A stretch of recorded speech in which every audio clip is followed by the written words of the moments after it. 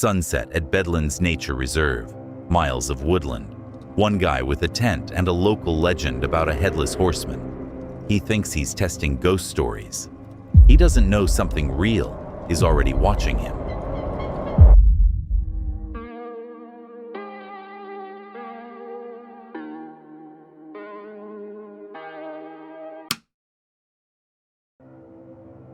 The first video tonight comes from The Explorer Returns, a UK-based channel where Connor tests local legends and sleeps in places most people avoid.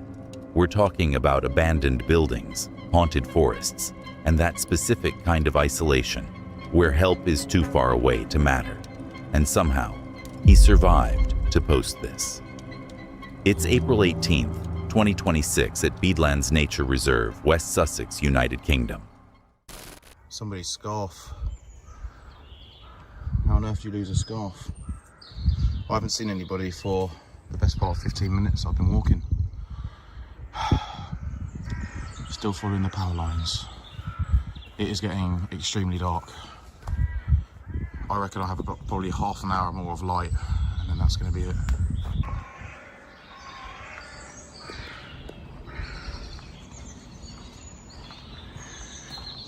This is really giving me Slender Man vibes.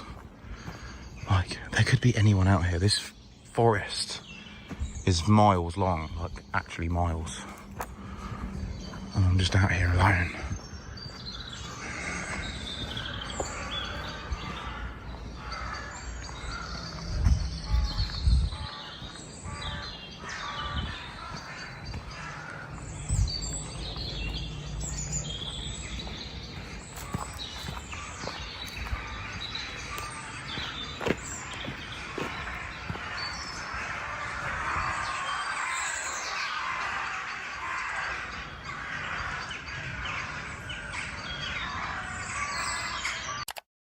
Connor steps into the reserve just as the light starts dying. He finds a discarded scarf in the dirt. Birds scream overhead. He mentions the headless horseman legend, passes a waterfall, but the peace doesn't last. The realization hits hard. If his flashlight dies out here, he's not finding his way back. Not in miles of black woodland.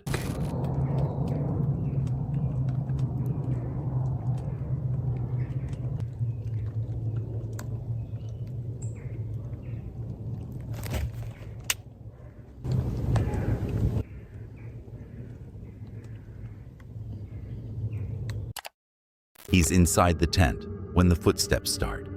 Heavy, crunching sticks. Right outside the nylon. Close enough to touch.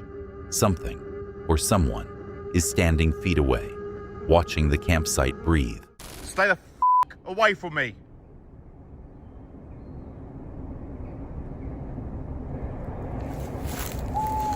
Oh my f***ing god, man. I don't think I can do this shit.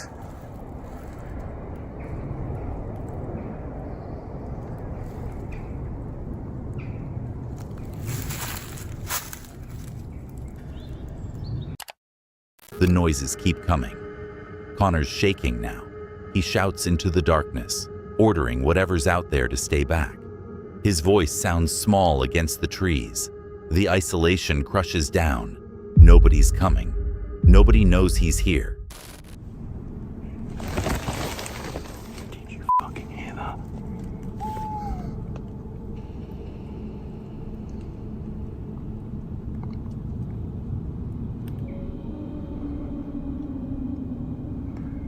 I am in fucking pitch black. What the fuck was that?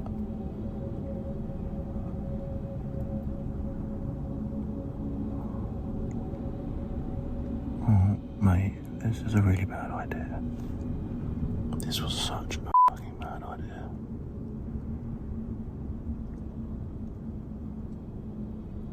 I am getting really close to phoning people to come and rescue me because I just think this is... What the fuck is going on out there? Mate, I am... Oh my... Mate, I can't... No, I'm gonna freak out in a minute. There's something out there. Snapping sticks.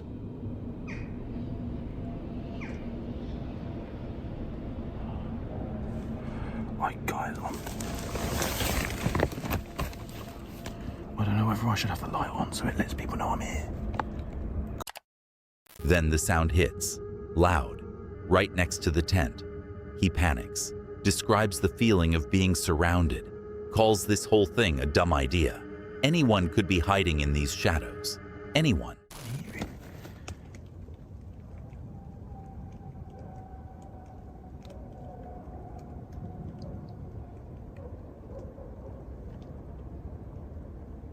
Hello? Is someone there?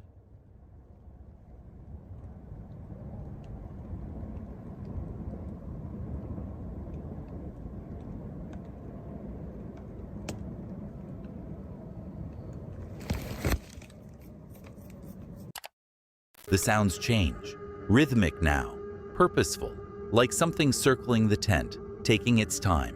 This isn't wildlife. This isn't branches falling. This is deliberate.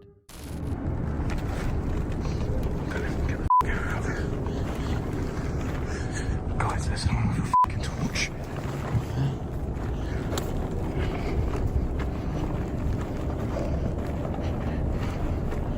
Shh. Let's get the fuck out of here. So yes, you've just seen someone in the forest on their own with their light on. I don't know who that was. Connor decides to run, grabs his gear, heads for the bridge. That's when he sees it, a figure in the woods carrying a flashlight. He aims his own light toward it. The figure kills theirs, vanishes. He moves his light away. Theirs comes back on. Connor reaches the bridge. Fire brigade intercepts him. They're hunting an arsonist, someone starting large fires deep in the reserve. The footsteps, the circling, the flashlight games. All human, all real, all trying to burn the forest down while he was sleeping inside it. The headless horseman never showed up. The living were worse. Remember that next time you're alone in the dark. Some legends are safer than reality. It was supposed to be a standard overnight camping trip. Just 3 guys, some tents, and a walkie-talkie. But within hours, their radios would go dead, and they'd be stumbling in the dark, wondering if the legends were true. So, what happened? It is May 5th, 2026 at Beamish Woods, County Durham, United Kingdom. Kev's Outdoor Adventures, a UK-based channel specializing in raw, unfiltered bushcraft and paranormal wild camping. Hosted by Kev, the content is known for its gritty realism, Northeast English charm, and a focus on overnight stays in locations with dark histories or local legends of shadow figures and hauntings. Just got finished, it started getting dark, so this is where we are. Look how dark this one, guys.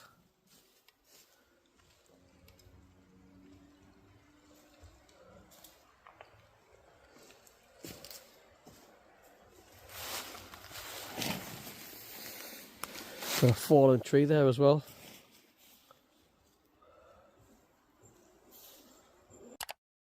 Night falls fast in Beamish Woods. The lighthearted banter, gone. Kev looks around and calls it exactly what it is. Creepy as He's isolated, he's exposed. And this is where you start questioning the decision-making. The group decides to split up, walkie-talkies in hand. What could possibly go wrong?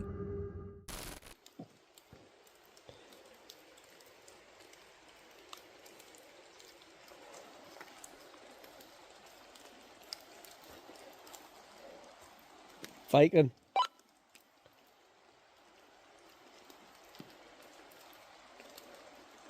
Right guys, we're getting nowhere from Viking.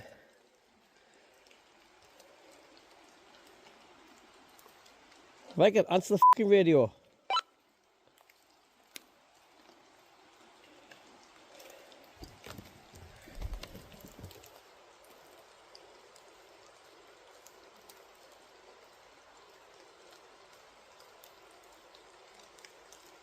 Viking.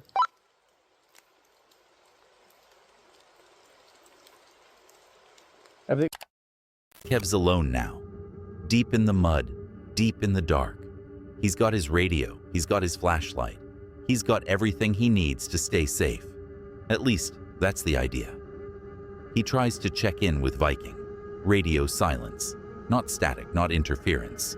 Just nothing. He's over there. Here, mate.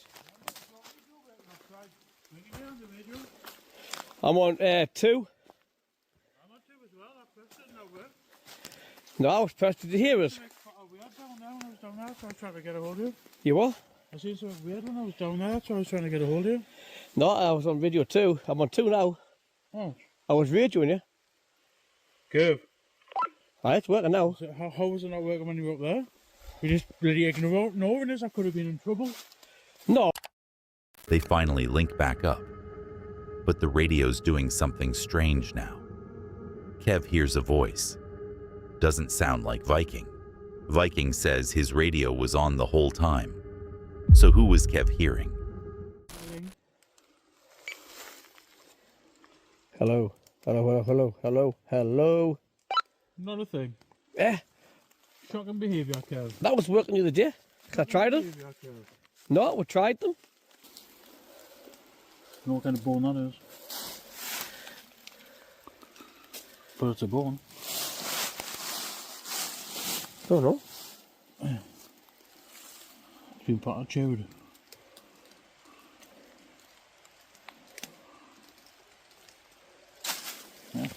Strange. The radios are getting worse. Bursts of static, broken words. Kev calls it shotgun behavior. They're standing 10 feet apart, and they might as well be on different continents. The freaking trees here. Oh, it's kind of muddy over here, like. I gone down a little bit. Have a drop as well, loving the dog. Ah, you know. My head torch isn't charged, man. It's not working. The one's in the bag. You can use the stepping stones. That makes any difference. As soon as I stand in there, or something.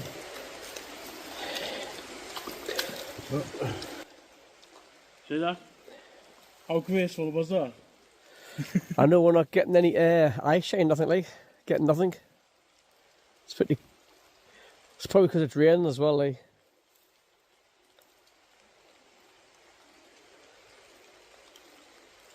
Yeah, I don't shine when it's raining. Like. No, I mean there's nothing out. They're all in the little beds. That's where I'm going to be shortly. I will go to bed a minute. We're nearly down the hill, slip Mandingo there. Time's it now? Oh, like 12:30, 1 o'clock. They head back toward the tents. The stress has peaked. The banter's gone sharp. Nobody's splitting up again. Not in this mud, not in these shadows. The radios failed when they needed them most. The lights died when they needed them most. Coincidence? Probably. But in woods like these, you start connecting dots that might not actually be there. Or maybe they are. That was way too close. A Victorian railway tunnel from 1879 doesn't sound like the kind of place you'd think twice about. Just old brick, just rusted tracks, just history.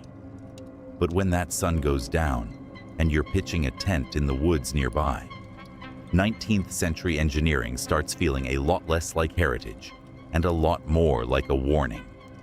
This is what he found. It's April 26th, 2026 at Morales Miller Tunnel, United Kingdom.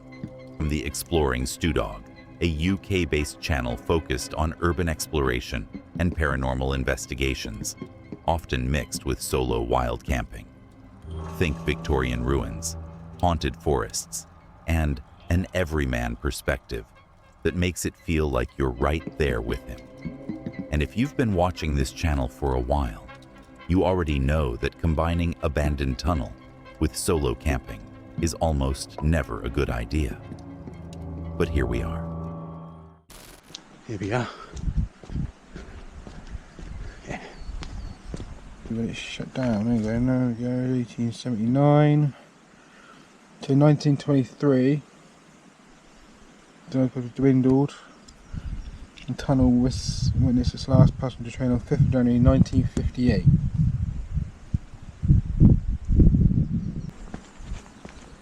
So yeah, Don't need my glasses on for this one. Ah, it's still open. Beautiful.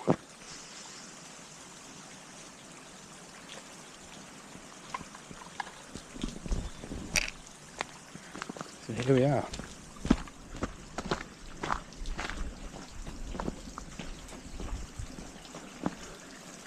Minor quote.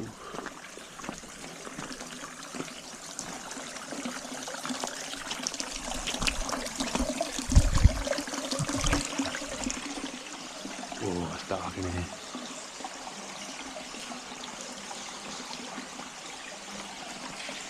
It's full of water. The tunnel dates back to 1879. Stuart walks in thinking he'll just poke around. The water has other plans. It's deep, it's cold. The rusted metal juts from the murk like broken teeth. Every step takes him further from the road, further from help. The isolation doesn't creep up. It arrives all at once. Harriet. Harriet.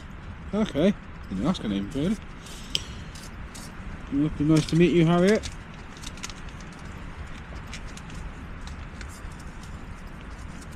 Can you tell me a bit about yourself? Mavis. Mavis. Another name. Okay. Okay, I've got a question for you. How many spirits are up here then?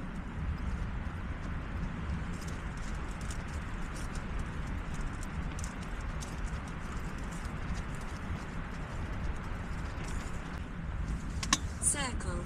Circle?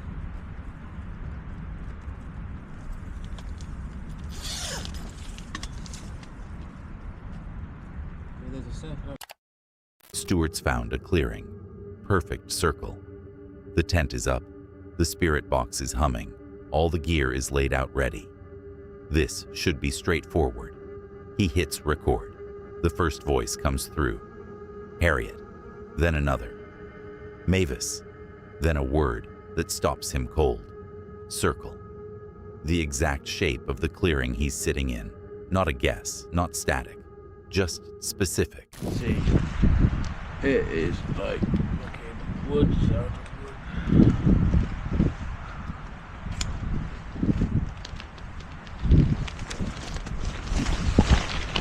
No way.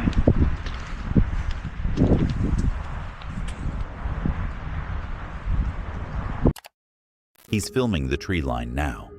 The woods were silent. Now they're not. Stuart catches something in the undergrowth. Movement, sound. The kind of sound that makes you stop breathing and listen harder. Something's out there. Something's watching him scan the darkness with a flashlight that's starting to feel very small. See, it is like fucking woods out of wood.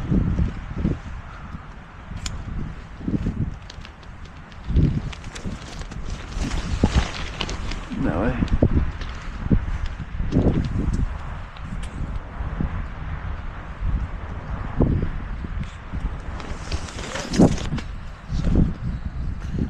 Yeah. See, it was a bit windy.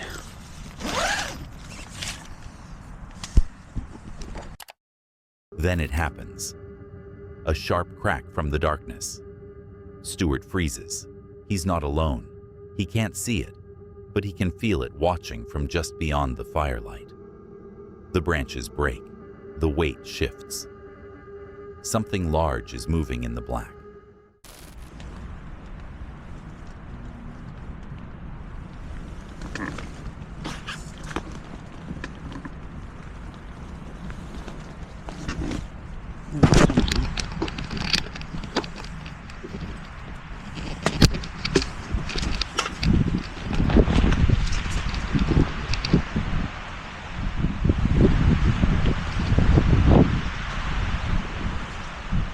What the f that was?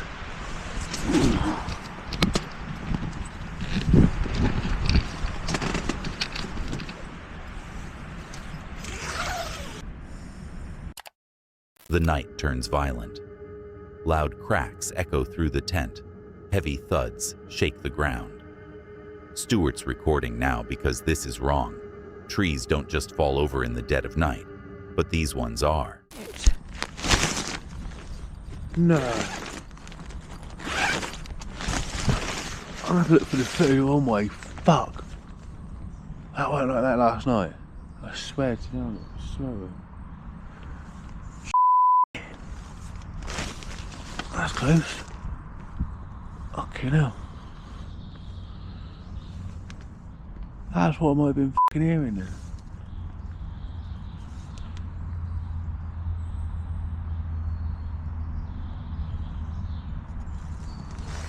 Right, hey. Cup of tea and all that. Definitely. Cup of tea.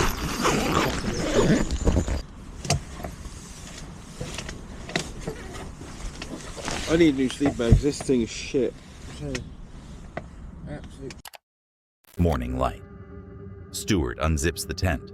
The forest floor has changed. Trees that were standing yesterday are down, uprooted, crashed. One trunk lies feet from where he slept. Feet, not yards, just feet.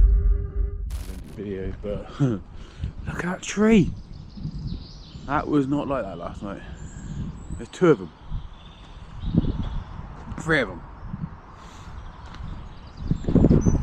Yeah, three. There's no four. Oh, I could have fallen down the wrong. If I had fallen down this way, fuck, I wouldn't be here anymore.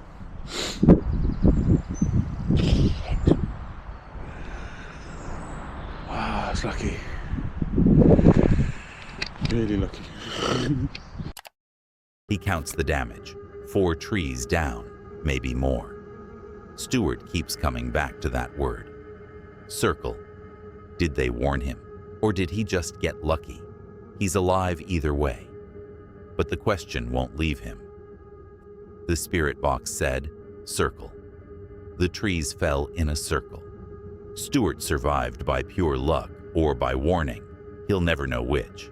Some forests give you answers. This one just gave him more questions, and the sense that he should probably camp somewhere else next time. I think I'll be sleeping with the lights on tonight. Father and son, both sick. One recovering from surgery, the other fighting a cold. They pick the wrong tent for the weather and settle in for what should be a quiet night of recovery. They don't know something is already planning to join them. It's May 7th, 2026, in a remote lakeside woodland, Canada.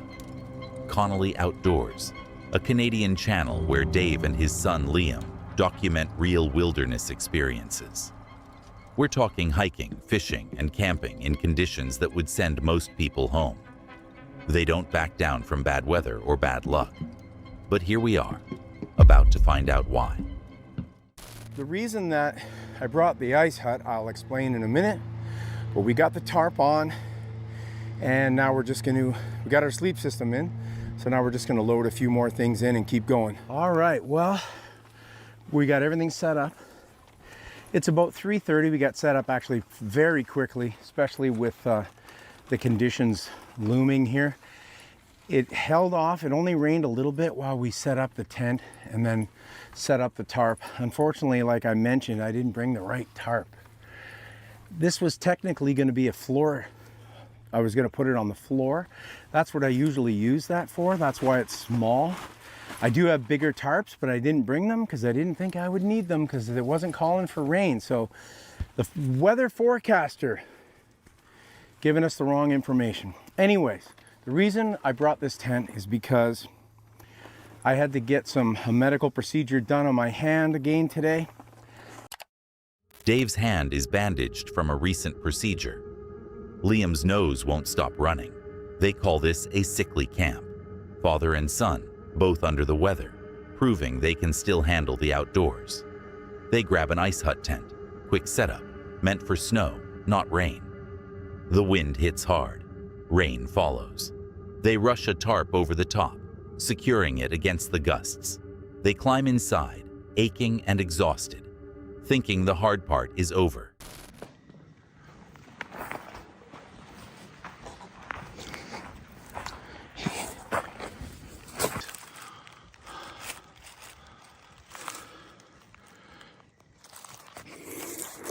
There was an animal that came. I don't think I left a bag of food or something outside.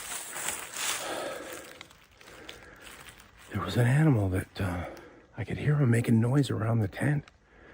And I think it's a raccoon. Anyways, I found a green bag outside the tent.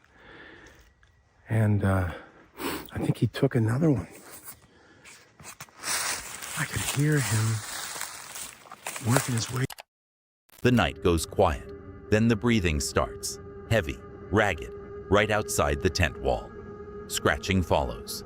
Close, too close. Something large is investigating their sleeping area, inches from their heads. Then come the footsteps. Inside the tent, the rustling moves from outside to in. An intruder navigated the entrance while they slept. It's inside with them. Oh man, that scared the hell out of me. Never had that happen before.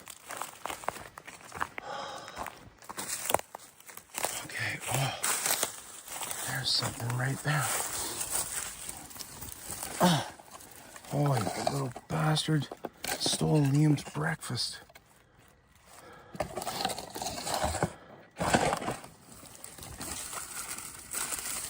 Oh my God.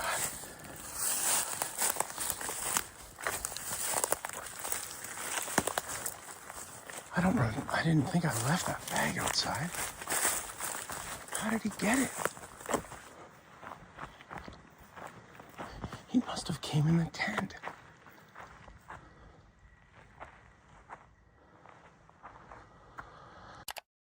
Dave jolts awake, heart hammering.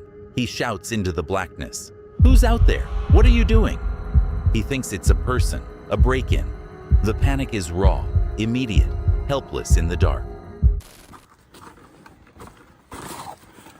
See, look, he tried to get in here. Like, what is that? What? What is that? That's your dips. There's my bread. He didn't get the bread. He just got that.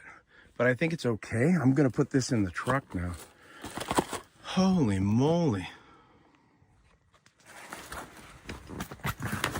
I could hear the noise outside. And then I realized there's actually something out there. I didn't know what it was. That was my first time that ever happening. This raccoon is... We're on raccoon alert. We're on full raccoon alert right now because he keeps coming back. And we're afraid he's going to try and come in the tent again now. I've closed it right up. He can't get in. He cannot get in. He grabs his flashlight, sweeps the beam around, finds the culprit, a raccoon. Big one. Dave calls it a little mongrel.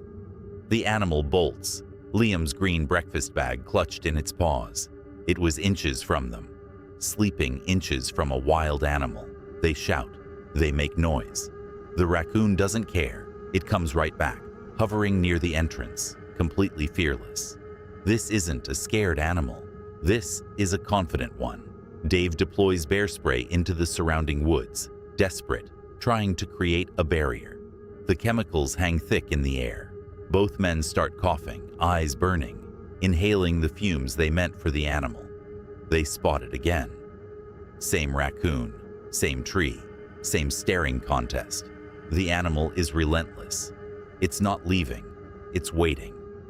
Now they're both fully awake, full alert, listening to the creature circle the tent, knowing it won't stop.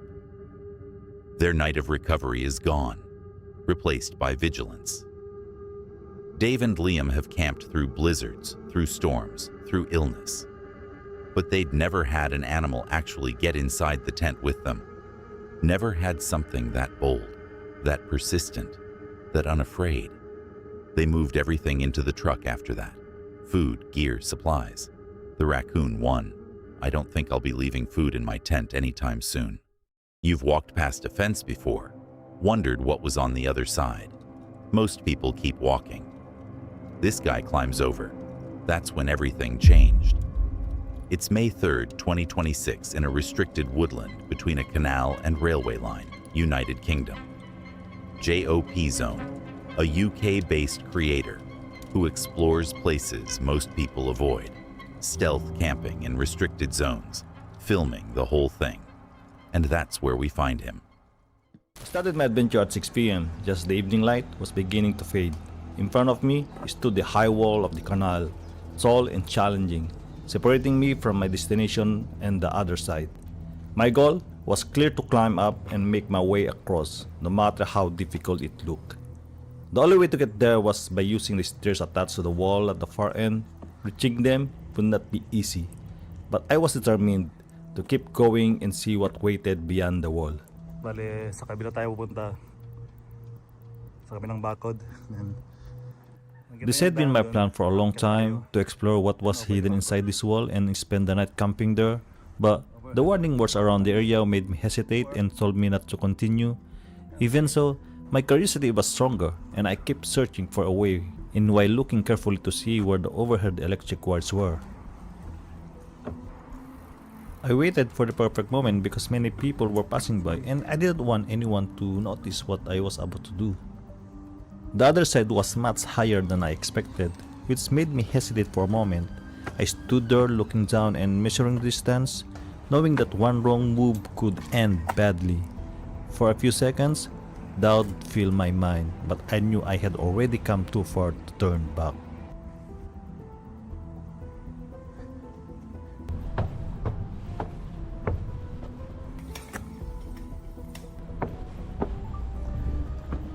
Then I decided it was time. I dropped my backpack first to make the jump easier and safer. After a few seconds, I prepared myself, took a deep breath, and got ready to go next make the jump.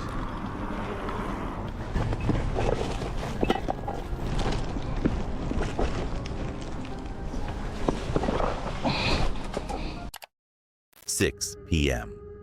The wall rises up, concrete, electric lines buzzing overhead. His pack is heavy. His hands are about to pay. He scales it, drops hard. Then the thorns find him, ripping skin, tearing clothes. Inside the fence, there was a rough road used for accessing the area for train maintenance. Then I decided to continue my search for a place to sleep that night. I carefully crossed the rough maintenance road, trying not to stay there too long because I wasn't sure if any workers were around. At the end of the road, I saw an old tunnel with openings on both sides that made me uneasy, so He finds cover. An ancient oak clears the ground, pitches low. Above him, apartment windows stare down. Any movement caught. Someone might be dialing right now. I needed to investigate outside because I could hear something scratching against my tent.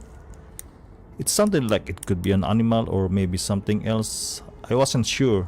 I had no idea what it was, but the noise kept happening, so I became alert and prepared to check what was out there.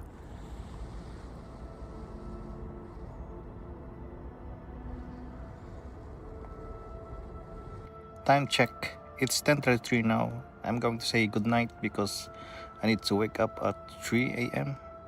I want to explore the place, and that's my challenge for tonight. Okay. 3 a.m. He unzips the tent, steps into blackness. Every twig snap sounds like a gunshot. The shadows stretch wrong. The trees stand still, watching. Its crack echoed through the trees, making it seem louder than it really was. The air felt cold and still, and the deeper I went, the more the shadows around me seemed to grow. The trees stood tall like silent figures watching from every side. I moved carefully, trying not to make too much noise. But no matter how slow I walked, the ground betrayed me with every step. Leaves rustled, twigs broke, and the sound followed me through the darkness. My heart beat faster whenever I stopped to listen. Sometimes the silence was even more unsettling than the noise. I saw this fox looking at me. I knew that I was not alone that night. I could feel it walking around nearby, staying close as it watched me. Maybe it smelled my food, or perhaps it was searching for something to eat. Dawn breaks. There it is, a fox, staring at him. The truth drops, not a stalker, just hunger. The animal circled all night, drawn by hamburger smell. 4 feet away, hours of terror, one confused predator. At 3 a.m., he didn't know it was a fox. He just knew something was trying to get in, and he still unzipped the tent. That's these explorers. They can't stand not knowing. They'd rather face what's out there than imagine it. Most times it's just a fox, but you don't know that at 3 a.m., not when the fabric moves. Would you have opened the tent? Bear and Bee thought they were hunting legends, fresh snow, freezing temps, and a forest with a reputation. They didn't know they were walking into something's territory, something that doesn't show up on camera until it wants to. It's December 11th, 2025, in a remote forest, Ohio, United States. Exploring with Bear, a channel that doesn't just camp in the woods. He investigates what's watching from the tree line. Winter camping meets cryptid hunting in locations where the locals don't go at night. The footage exists, so let's jump in. I'm Jer Bear. Tonight, I got Bee camping with me. I have brought him to one of your guys' favorite place, and probably one of the scariest places I've ever camped, where psychopaths attack. You must not heard me. I don't think you heard me. And Bigfoot territory. So we've already got our tent set up. We got a good fire going. Now what we're waiting on is a good bed of coals. Because here in a bit, me and Bee are going to cook up some hot Italian sausages with red peppers and onion. Man, I'm hungry right now too. But we do got a while before we get a good bed of cooking coals going on. And I think during that time, maybe we'll go on a hike. There's a lake right behind here. Bee's never been here. He's never got to see it at the daylight. He was just telling me off camera, like, man, I have no bearings out here. Like, we're pretty much out there, huh, Bee? Mm-hmm. People will hear traffic sometimes, and they'll say, like, he ain't in the middle of nowhere. I hear traffic. Well, we got to take a road to get where we're going. I mean, there are roads around, and that sound carries. There is a bridge going over that lake a ways. But really, we are pretty far out there. I mean, we're just surrounded by nature, lake. Bear brings Bee to a spot he calls one of the scariest he's ever camped. History here: psychopath attacks, suspected Bigfoot activity. They settle into sub-zero cold, start cooking, try to normalize the atmosphere. But the woods have a weight to them. The Ohio Valley lore hangs thick as the snow. Blood, man. That is blood.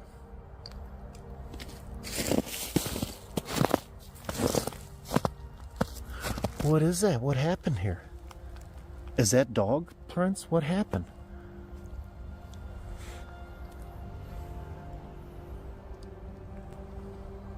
That's right by our camp, man. You know what's crazy? Me and Bee played Randonautica earlier. You guys, I'll put a link to that in the description. More blood. This is a whole different spot. Way different.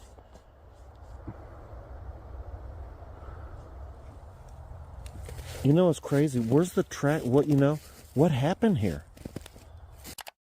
They're exploring yards from the tent when they find it. A bloody scuffle site. Fresh. Snow disturbed, stained red. No human tracks leading in. No human tracks leading out. Just blood and violence yards from where they plan to sleep. Wolf sound? Did you hear that? My ears playing? What's that? Something.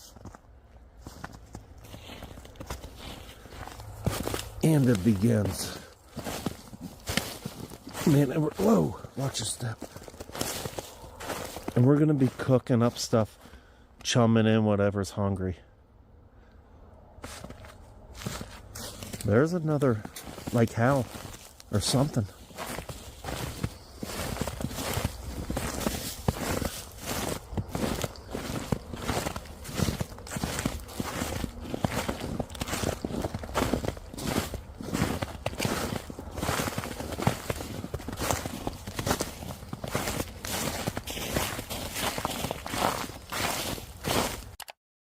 Darkness settles. The forest answers. Bear hears it. A howl, but wrong. Too high, too piercing. Wolf-like, but not quite. They can't place it. Can't explain what predator makes that sound this close to humans. Take that one in. Look at that dog print. Dude, look how big that one is. Holy crap. That's That thing is, that's got me nervous, man. That's a big dog. That thing is huge. Look, there's prints everywhere. Yeah, blood. More blood. Holy smokes, man. Wait a minute. Look, the big dog print. Man, there's something going around just killing stuff everywhere. Look at the size of this thing. Holy smokes, man. That's scary. They follow the trail down toward the frozen lake. Find the prints. Massive. Canine. Bear compares them to wolf tracks. These are ridiculously big, accompanied by more blood. The scale is wrong. Too large for standard wildlife. Something dominant left these. In many ways just now. Hey, Bigfoot, time for dinner. What was that? That's scary. We're gonna chum something crazy in me. All right, I'm good on that. No more of that. They try to provoke a response. Play recorded Bigfoot calls from a cell phone. The forest answers immediately. A guttural roar, closer than anything before. They cram into a two-man tent, surrounded by evidence they can't explain. Blood without tracks, prints too large, a roar that responded to their challenge. The kill zone theory isn't paranoia anymore. It's geography.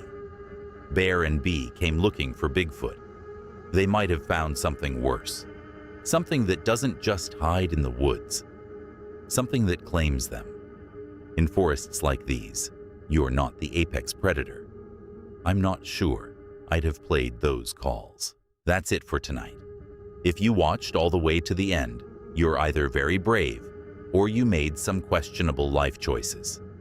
Either way, like and subscribe, hit the bell, and click one of the videos on screen. I'll be back soon with more reasons to stay indoors. See you then. And if you made it this far, there was a hidden word somewhere in tonight's video. Drop it in the comments if you caught it.